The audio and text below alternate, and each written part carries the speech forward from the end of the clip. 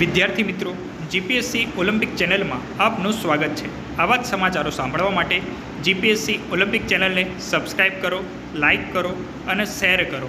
આપણે કહી શકાય કે ફોરેસ્ટ ગાર્ડની જે પરીક્ષા છે એનું આયોજન કરવામાં આવેલું હતું, તો એની પરિણામની જે રાહ જોઈ રહ્યા વિદ્યાર્થી મિત્રો કે એનું જિલ્લા પ્રમાણે કેટેગરીની અને મહિલા માટેની નિયત જગ્યાઓ પ્રમાણે 8 ગણા ઉમેદવારોનું લિસ્ટ મોડામાં મોડું 31 જુલાઈ સુધી કે એની પહેલાં વેબસાઇટ પર મૂકવામાં આવશે અને પછી પરિણામ જાહેર થયા બાદ એની શારીરિક કસોટી ઓક્ટોબર કે નવેમ્બર મહિનામાં એનું આયોજન કરવાનું જે એના અધ્યક્ષ હસમુખભાઈ પટેલ સાહેબ દ્વારા એની વિચારણા ચાલી રહી છે। એટલે કે કહી શકાય કે એની શારીરિક કસોટી ઓક્ટોબર નવેમ્બર મહિનામાં આયોજન કરવામાં આવશે અને એનું પરિણામ 31 જુલાઈ સુધી જાહેર કરવામાં આવશે। તો જે વિદ્યાર્થીએ ફોરેસ્ટની પરીક્ષા આપેલી હોય એ તમામ ઉમેદવારોએ રિઝલ્ટ જોઈ લેવું અને શારીરિક કસોટીની તૈયારી શરૂ કરી દેવી।